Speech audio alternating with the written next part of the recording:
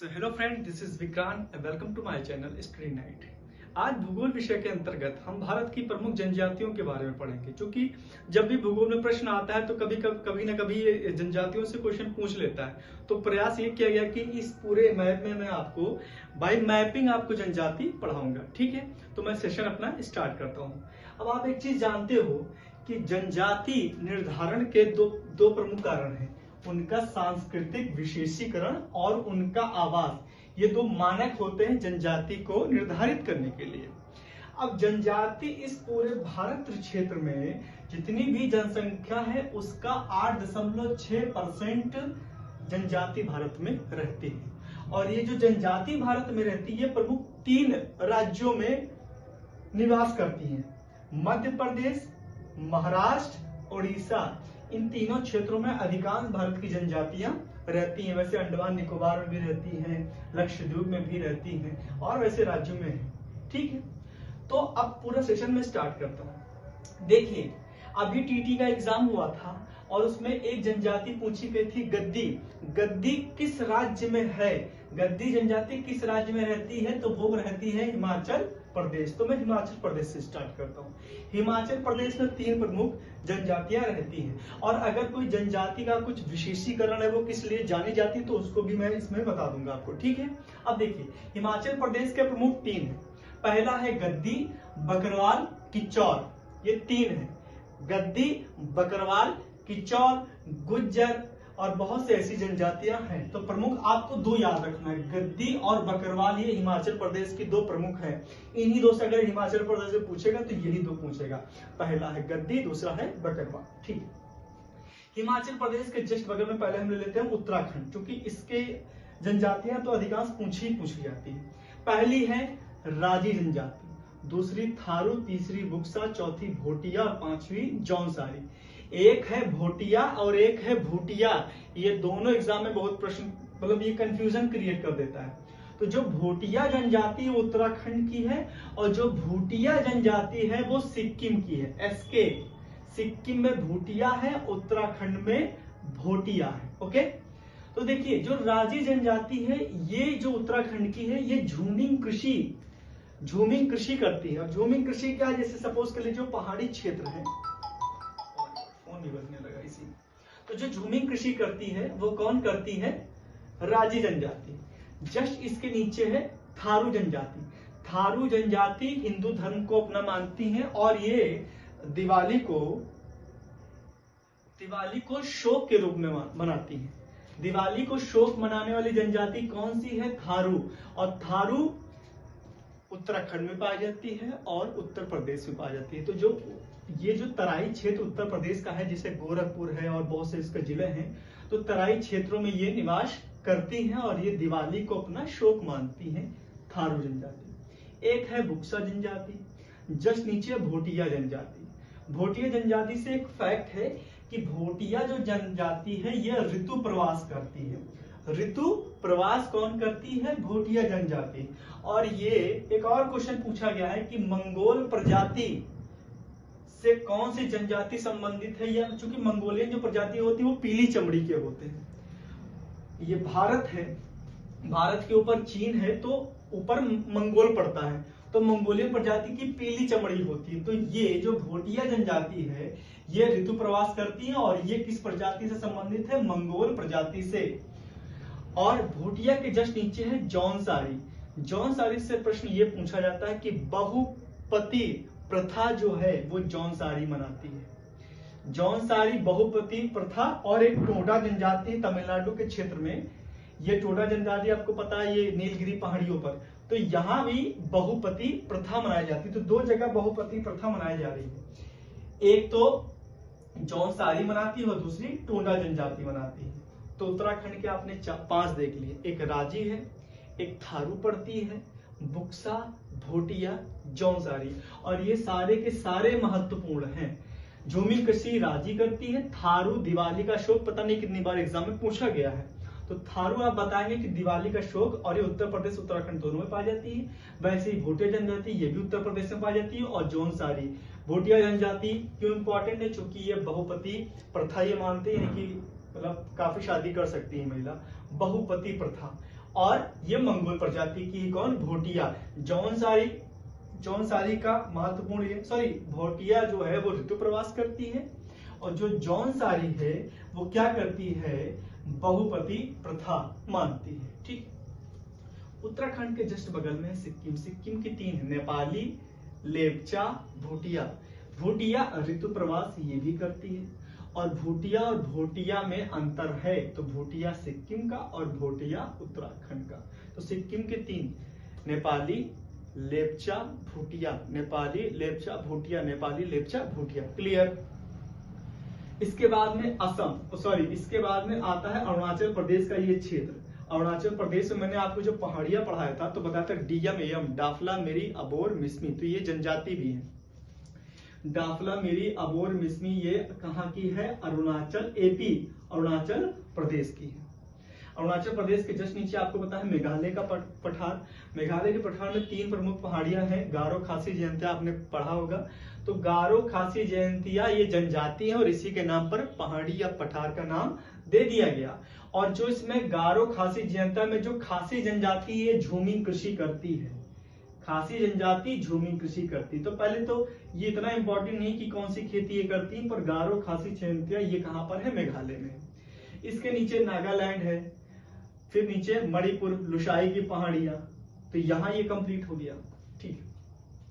अब जस्ट इसके नीचे आएंगे तो वेस्ट बंगाल, संथाल। संथाल कहां है, वेस्ट बंगाल में, और संथाल झारखंड में भी है। तो वेस्ट बंगाल में संथाल हो गया और झारखंड में भी संथाल। चूंकि एक जनजाति जरूरी नहीं कि एक ही राज्य में रहे, अन्य राज्य में भी हो, उसके जो बॉर्डर एरिया होती वहां भी वो निवास करती, वो लोग प्रवास कर जाते, जैसे ऋतु प्रवास चले गए कहीं और क्षेत्र में। तो ये वेस्ट बंगाल के हो गया। झारखंड के 3, संथाल, मुंडा, हो। मुंडा इंपॉर्टेंट ये है क्योंकि मुंडा विद्रोह एक हुआ था, इतिहास में आपने पढ़ा होगा, तो वो झारखंड से संबंधित है। तो संथाल, मुंडा, हो ये झारखंड का है। वैसे मुंडा जनजाति बिहार में भी है, ठीक है, उड़ीसा में भी आता है। उड़ीसा में 3 है प्रमुख, भुइया, भूमिज, उराव। भुइया, भूमिज, उराव। उड़ीसा में 3, भुइया, भूमिज, उराव, ये 3 है उड़ीसा में। अब देखिए नीचे है आंध्र प्रदेश। आंध्र प्रदेश ये तो पता नहीं कितनी बार एग्जाम में पूछा गया। चेंचू और बहरूपिया ये 2 जनजातियां हैं, चेचू और बहरूपिया। ठीक। उसके जस्ट बगल में टोडा जनजाति है, और टोडा जनजाति अभी आपको बताया था बहुपति प्रथा ये भी मनाती है, और एक बना रही थी कौन, जौनसारी। और भोटिया क्या था, ये ऋतु प्रवास कर रहे थे और ये मंगोल प्रजाति थी। ठीक है। केरल में 2 जनजाति, एक पनियान और एक है इरूला, पनियान ये केरला की है। ठीक है। केरल में कौन है, पनियान और इरूला। अच्छा, केरल से एक इंपॉर्टेंट पॉइंट ये है कि एक ओणम त्योहार आपने नाम सुना होगा। तो ओणम जो त्योहार है वो केरल राज्य में मनाया जाता है। ये हर एग्जाम में कभी पूछ ही लेता है, ये ओणम त्योहार किस राज्य में मनाया जाता है, कहाँ है, केरल राज्य में। ठीक है। इसके ऊपर आप पहुंचोगे तो महाराष्ट्र। आपने कोहली नाम सुना होगा, जैसे विराट कोहली, ऐसे कोहली जो नाम दे देते हैं तो आप जान लीजिए कि वो कहाँ का है, महाराष्ट्र का। ठीक है। अब हम आते हैं मध्य प्रदेश, और आपको पता है कि मध्य प्रदेश में 3 प्रमुख है, कोल, भील और गोंड। भील से महत्वपूर्ण प्रश्न ये है, भारत की जो सबसे बड़ी जो जनजाति है जनसंख्या के मामले में देखा जाए वो कौन सी है, भील जनजाति। पहली पर है भील, दूसरी पर है गोंड। पहले भील, दूसरी पर गोंड और संथाल, ऐसे क्रम आता है। तो कभी क्रम नहीं पूछा गया है, पर पहली सबसे बड़ी जनजाति पूछी गई तो आप बताएंगे भील। भील मध्य प्रदेश में भी है, भील गुजरात में भी है, और ऐसे संक्रमण वाले क्षेत्र में भी है। तो सबसे बड़ी जो जनजाति है भील है। सेकंड पर है कौन सी है, गोंड है। गोंड जनजाति उत्तर प्रदेश में अगर समूह की दृष्टि से देखा जाए तो सबसे बड़ी समूह की दृष्टि से उत्तर प्रदेश में कौन सी है, गोंड। ठीक है। और वो टेक्निकल पॉइंट हो जाएगा। अब ये याद रखिएगा कि भारत की जो सबसे बड़ी जनजाति वो कौन सी है, भील। तो मध्य प्रदेश में 3 देखा आपने, कोल, भील, गोंड। कोल, भील, गोंड, कोल, भील, गोंड, ये आपने मध्य प्रदेश में निपटा लिया। आप बगल में आएंगे, मध्य प्रदेश के जस्ट बगल में है, ये है गुजरात का क्षेत्र, और गुजरात में 2 प्रमुख है जनजाति, एक है भील, दूसरा है डाफर। भील और डाफर। भील से महत्वपूर्ण यह है कि भारत की सबसे बड़ी जनजाति, अभी मैंने जस्ट आपको बता दिया है, और भील जनजाति घूमर नृत्य करती है, जो घूमती है गोल गोल, जैसे पूछा गया घूमर नृत्य, जैसे नृत्य से प्रश्न आता रहता है एग्जाम में कि ये नृत्य कहाँ मनाया जाता है। ये एक होता है, एक लोकल होता है, एक फोक डांसिंग कहा जाता है, ठीक है ना। जैसे आपने सुना होगा कथकली या कथक या बिहू डांस, तो ऐसे नृत्य पूछ रहे थे। तो घूमर नृत्य कहाँ से संबंधित है? गुजरात के ये भील जनजाति से संबंधित है, ठीक है। भील जनजाति यहाँ भी रहती, तो यहाँ भी नृत्य करती होंगी। तो भील से संबंधित कौन सी नृत्य है? घूमर नृत्य, और भारत की सबसे बड़ी जनजाति समूह है, ठीक है। इसके ऊपर जस्ट राजस्थान, और राजस्थान में आपने बहुत लोगों के नाम के आगे देखा होगा, जैसे बहुत लोग पीसीएस निकालते हैं तो उसमें आपने नाम देखा होगा, बहुत लोग के आगे मीणा लिखा होता है, मीणा। तो मीणा नाम राजस्थान से सीधे रिलेट करता है। तो मीणा और सहरिया ये राजस्थान की है।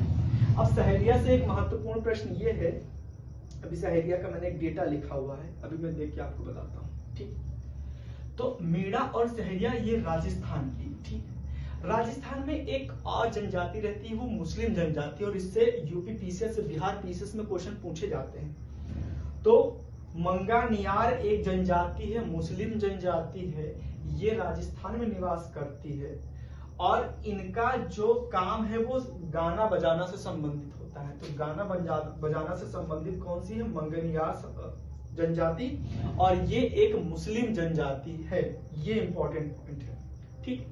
अच्छा, अभी टोंडा की बात किया था, तो टोंडा जनजाति है, ये त्योहार बनाती है जिसको कहते हैं सरहुल त्योहार। इसको फूलों का त्योहार भी कहा जाता है, और ये मार्च से अप्रैल माह के बीच में मनाया जाता है, और इसमें पेड़ों की, पौधों की पूजा की जाती है। और आपको पता है नीलगिरी का क्षेत्र है, तो काफी ये मतलब देखा जाए तो जैव विविधता के लिए बड़ा ही महत्वपूर्ण है, जो पश्चिमी घाट पड़ता है।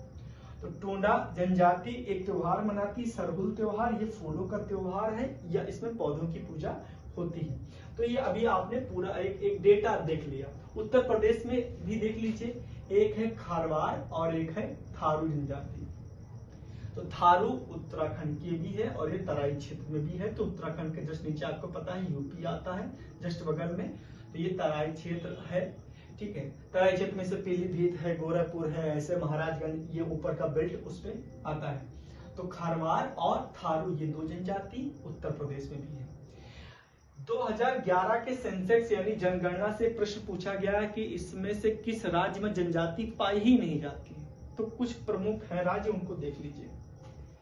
जैसे पंजाब का क्षेत्र इधर, हरियाणा और चंडीगढ़। तो पहले तो एक याद कर लीजिएगा कि पंजाब हरियाणा की राजधानी कौन सी है? चंडीगढ़। तो तीन तो एक ही में मिला लो, पंजाब हरियाणा चंडीगढ़। यानी कि जो उत्तर पश्चिम का जो क्षेत्र है, इस क्षेत्र में जनजाति नहीं पाई जा रही। और दिल्ली और पांडिचेरी, यानी कि जो रिचेस्ट जो एरिया है, जो राज्य है, वहां पर जनजाति नहीं पाई जा रही। एक दिल्ली हो गया, और तीन राज्य एक में मिला दिया था मैंने। चंडीगढ़ किसकी राजधानी है? एक तो आप हो गए पंजाब की है, और दूसरी कौन सी है? पंजाब की और हरियाणा की। तो पंजाब, हरियाणा, चंडीगढ़, दिल्ली ये सटे हुए क्षेत्र हैं। पंजाब, हरियाणा, चंडीगढ़, दिल्ली एक सटे हुए क्षेत्र हैं, और उसके बाद में एक है पांडिचेरी। तो ये प्रमुख 5 ऐसे हैं क्षेत्र जहां पर जनजाति पाई ही नहीं जाती है। वो पहला कौन सा हो गया? पंजाब, जस्ट हरियाणा और चंडीगढ़, फिर दिल्ली, फिर पांडिचेरी, और इन क्षेत्रों में जनजाति पाई ही नहीं जाती। और ये प्रश्न एग्जाम में पूछा गया है। एक प्रश्न और, भारत की सबसे पुरानी जनजाति, उसका नाम क्या है? तो उसका नाम है जारवा जनजाति, और ये अंडमान निकोबार द्वीप समूह में रहती है। इनका महत्वपूर्ण ये है पॉइंट, क्योंकि यहाँ पर मानव का जाना वर्जित है। क्योंकि आपको मैंने बताया था कि जो जनजाति होती है वो सांस्कृतिक विशेषीकरण और इनका आवास, ये 2 मानक होते हैं जनजाति को तय करने में। इससे बहुत सी भारत में अंडमान निकोबार में से जनजाति हैं जो नग्न अवस्था में रहती, कपड़े नहीं पहनते हैं, उस हिसाब से रहते हैं। तो वहां पर मानो जो आम जीवन में जो हम लोग रहते हैं, हम लोग नहीं जा सकते उस क्षेत्र में, तो वहां पर जाना निषेध है, ठीक है। अब क्या है कि वो जारवा जनजाति कहाँ पाई जाती है? अंडमान निकोबार में। अंडमान में 2 प्रमुख द्वीपों पर रहती है। मैंने आपको जब भारत की अवस्थिति विस्तार पढ़ा था, उसमें कहा था ये जो अंडमान निकोबार का जो क्रम है वो ऐसे उत्तरी अंडमान, मध्य अंडमान, दक्षिणी अंडमान और लिटिल अंडमान। तो उत्तरी अंडमान के जस्ट नीचे क्या है, मध्य अंडमान, और ये कौन सा है, दक्षिणी अंडमान। तो मध्य और दक्षिणी अंडमान में जारवा जनजाति रहती है और भारत की सबसे आद्य जनजाति है। आद्य मतलब सबसे पुरानी जनजाति, और उसका क्या नाम है, जारवा जनजाति। तो ये प्रमुख तरीके से आपने जनजाति देख ली, ठीक है।